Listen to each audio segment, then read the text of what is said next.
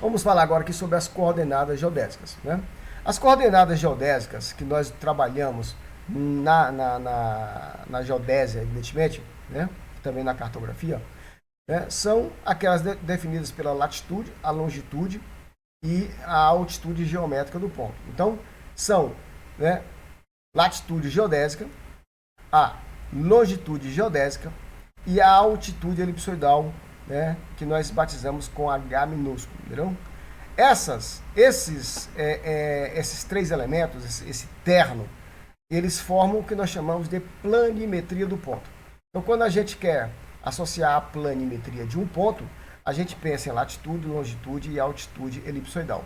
A latitude e a longitude, elas são ângulos mensurados, né, a partir de referências tomadas sobre o próprio elipsoide de revolução. Aqui eu tenho um desenho onde eu tenho três eixos orientados. Você perceba aqui, ó, meu eixo X, meu eixo Y e meu eixo Z, né? O X e o Y estão sobre um plano que é o plano equatorial, né? E o eixo X, por sua vez, a orientação dele se dá a partir do plano de referência, né, de origem que nós utilizamos, que é o meridiano de Greenwich, o meridiano de referência. Ou seja, esse plano aqui, ó, ele é ortogonal ao plano equatorial e ele contém o eixo Z e ele contém também o eixo Y. Então, este plano de referência, ele é utilizado, né, para fazer as aberturas, né, nesse sentido aqui, ó, que isso exatamente é a abertura em relação ao meridiano, né, de origem e obtendo aí, consequentemente, a minha longitude. Então, as longitudes, né, elas são obtidas a partir da mensuração do ângulo do plano de referência, tá? Plano de referência. Então, se você olhar aqui, ó, o ponto A, ele está sobre o elipsoide de revolução e você consegue aqui, ó, você consegue passar um plano que passa por A, que é esse plano que está achurado aqui, ó. Este plano é o plano de meridiano do ponto. Esse plano, ele tem um ângulo formado com o meridiano de origem. Contado aqui no plano equatorial, ó, nós temos aqui, ó, esse ângulo que nós batizamos ele de quê? De longitude. Agora, esta linha imaginária que passa pelo ponto A é chamada de normal. Olha, o ponto está na superfície física da Terra, ele é projetado em cima do elipsoide. E se você continuar sobre esta linha imaginária, que nós chamamos de normal do ponto A, ela vai interceptar aqui o plano equatorial. Esta reta e o plano equatorial, ela existe uma abertura aqui, ó. Essa abertura aqui é chamada de longitude. Então, esta aqui é a longitude do ponto, ou seja, é uma medida angular, contada em graus por segundos. Essa aqui isso aqui é a latitude do ponto. Eu falei longitude, na verdade é latitude do ponto, tá? Então, só corrigindo aí, ó. Essa aqui é a latitude do ponto. E essa aqui, ó, é a abertura do plano do ponto e o plano do meridiano de Greenwich. Então, esse ângulo também é contado em graus por segundos. Então, vamos lá.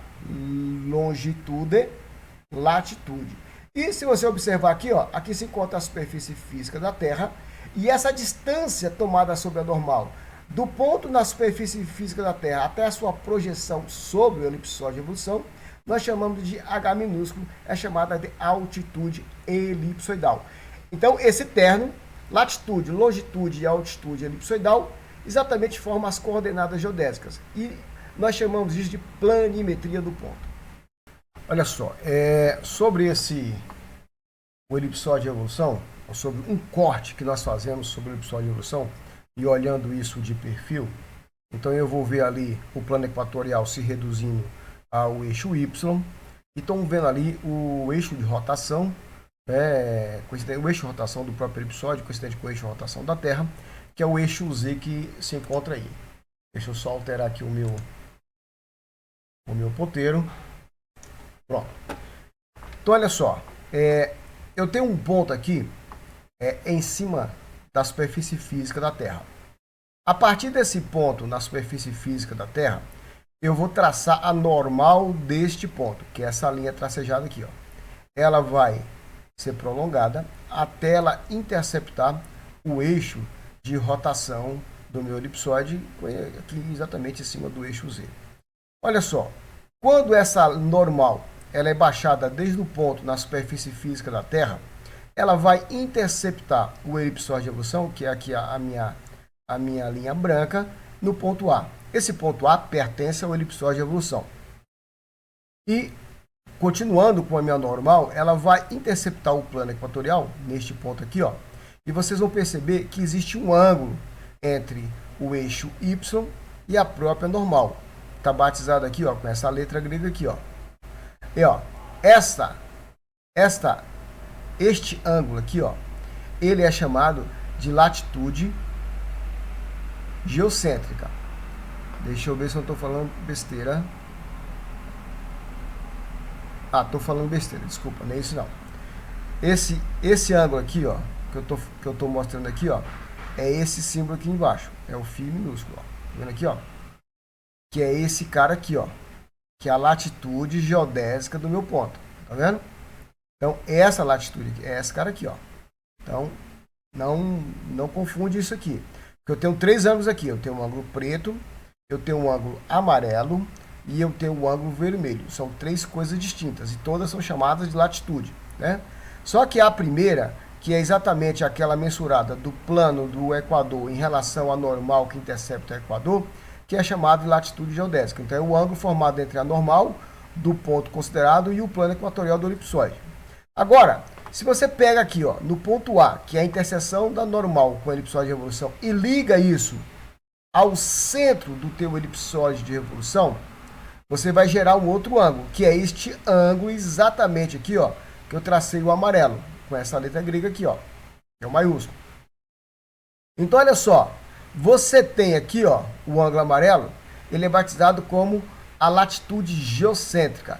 É o ângulo formado entre a linha OA, olha a linha OA, e o plano equatorial, né, do meu elipsoide de evolução, né? Este é o ângulo muitas vezes mensurado quando a gente faz, por exemplo, observações astronômicas, porque ela vai ser tomada como referência, né, exatamente o centro do meu elipsoide de evolução, o centro geométrico da minha terra de observação. Então, este ângulo ele é diferente, né, ou seja, o ângulo amarelo é diferente do ângulo preto. Agora, se você, né, a partir do ponto em cima do elipsoide, né, você sobe, né, ou traça uma linha imaginária, né, que é perpendicular aí ao eixo Y ou paralela ao eixo Z, como queira observar, veja que ela vai interceptar uma esfera que vai se ajustar ao elipsoide de evolução pelo semi-eixo maior. Então, como o elipsoide ele é achatado nos polos, essa esfera, evidentemente, ela fica maior, né, na altura dos polos. Então, você pode projetar o ponto A em cima dessa esfera, né? E aí, você vai ligar esse ponto, a linha, ao teu centro, né, do elipsoide de revolução, ou centro da esfera, como você quiser observar agora. E você vai ver que vai surgir um outro ângulo aí, ó, que é esse beta aqui, ó, que é o vermelho, né? Que ele é chamado de latitude reduzida, né? Então, nós temos três latitudes: a latitude geocêntrica, a latitude reduzida e a latitude geodésica. Essas três latitudes, elas são relacionadas, né? Então, você pode, a partir de uma, chegar na outra por meio desses três por meio desses dois modelos matemáticos que aqui se encontram. Então, o que é importante aqui é lembrar é que existem três latitudes, entendeu? Sendo que a latitude que nós trabalhamos é a latitude chamada geodésica, porque essas são obtidas com os equipamentos de coleta de dados, como o GPS, por exemplo, ou os equipamentos de GNSS, né? E a latitude chamada geocêntrica é aquela que muitas vezes nós obtemos quando nós fazemos observações aos astros, entendeu? E nós podemos fazer a conversão de uma ou outra, dependendo do que a gente deseja. Então, dependendo do objetivo que se quer chegar, a gente vai trabalhar com uma ou outra. Mas lembre-se, né, com o objetivo que essas três, elas são diferentes. Não misturar essas três latitudes, ok?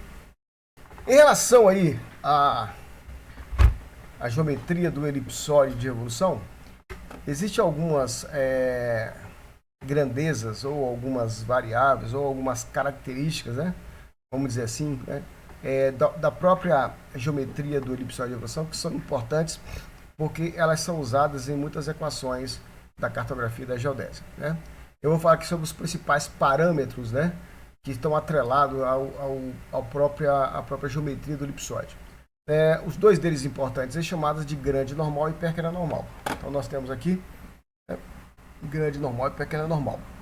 E eles podem ser observados utilizando, né, ou um corte, né, da própria elipsoide de revolução, apresentando aqui, ó, da forma como eu falei anteriormente, o plano equatorial se reduzindo aqui ao eixo X ou o próprio eixo Y, e aqui eu tendo o eixo Z, né, como sendo o eixo aí que coincide com a rotação do próprio elipsoide de revolução. Ou nessa figura, né, tridimensional que aqui se encontra, a gente pode observar esses parâmetros. Mas olha só, nós podemos aqui, ó, a partir de um ponto na superfície física da Terra, e aqui é o ponto P, descer a normal deste ponto, né, que vai interceptar o plano, né, a superfície do elipsoide de revolução, né, aqui, ó, é um ponto específico, tá vendo? Eu vou batizar esse ponto aqui, por exemplo, sei lá, de pelinha, alguma coisa dessa natureza. Aqui eu estou chamando de ponto M. Aqui tá aqui, ó, MXZ, aqui é o MXZ. Então, o ponto P é projetado em cima do elipsoide de revolução, aqui no ponto M. Se você continuar, né, prolongando a normal, ela vai interceptar o plano equatorial aqui no ponto D. E se você continuar com a normal, ela vai interceptar o eixo de rotação, o eixo Z, aqui no ponto H. Então veja só. Então, em cima dessa normal, eu tenho o ponto P na superfície física da Terra, o ponto M em cima do elipsoide, o ponto D no plano equatorial e o ponto H no eixo de rotação. Se você observar aqui, vai existir aqui duas distâncias, né? Duas distâncias envolvidas aqui. A primeira distância é aquela que sai do ponto M até o ponto D. Perdão, né? E como eu vou falar aqui direto, vai ficar um monte de coisas que eu não vou poder editar, tá, gente? Você desculpe aí, mas é porque eu estou a toque de caixa mesmo, né, para poder conseguir terminar isso a tempo de vocês assistirem, tá bom? Então, olha só, inclusive barulhos laterais vão vir muito. Tem uma construção aqui do lado, aqui, ó, é martelado o tempo inteiro, então vai acabar aparecendo aí também esses barulhos externos. Mas desconsidere isso, por favor, tá? Então, vamos lá. Se você observar aqui, ó, tem o ponto M até o ponto D, tem uma distância. E do ponto M até o ponto H, outra distância. Então, isso foi batizado aqui, né, como sendo pequena normal e grande normal, né? A pequena normal, né, ela é batizada aí, ó, como N'. Tá aqui, ó, N'. É a distância que vai de M até o D. Tá aqui, ó, N', né, chamada de pequena normal. E o N, sem a linha, que é o N, é chamada de grande normal. Não confunda isso, viu? Um é N e o outro é N'. E a grande normal, ó, é a distância que vai do M até o H. Entendeu? Existem dois modelos matemáticos, né, que são baseados nos parâmetros do elipsoide. Olha só aqui, ó, N e N', ele depende do semi-eixo maior e da primeira, olha aqui, ó, primeira excentricidade. Tá vendo aqui, ó? O E2, ó. Aqui é a mesma coisa, ó. Ó, primeira excentricidade, semi-eixo maior, primeira excentricidade. E também depende de quem? Da latitude, né, do teu ponto. Ou seja, deste ângulo de abertura aqui, ó, da tua normal em relação ao plano equatorial. Então, à medida que esse ângulo, ele parte, né, ou contido no plano equatorial, ou contido nos polos, você vai ter aqui, ó, as variações de N e N'. N e N', né, N, grande normal, e N' e a pequena normal, são dois parâmetros atrelados ao elipsoide que são utilizados em vários modelos matemáticos. Depois nós vamos ver isso com mais calma.